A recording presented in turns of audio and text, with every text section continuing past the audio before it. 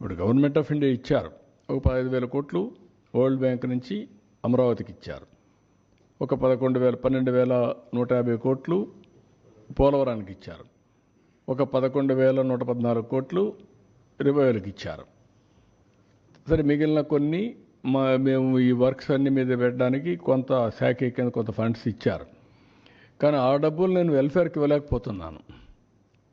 కనీసం అక్కడ పెడితే రివైవ్ అయితే, డెవలప్మెంట్ అయితే నాకు ఆదాయం పెరుగుతుంది. ఆదాయం పెరిగితే ఇస్తాం. ఇంకొంచెం ఫ్లెక్సిబిలిటీ కోసం ఆలోచిస్తున్నాం. ఎక్కడ ఫ్లెక్సిబిలిటీ వస్తే అక్కడ అవసరమైతే బారో చేసైనా సరే I want to give my commitments.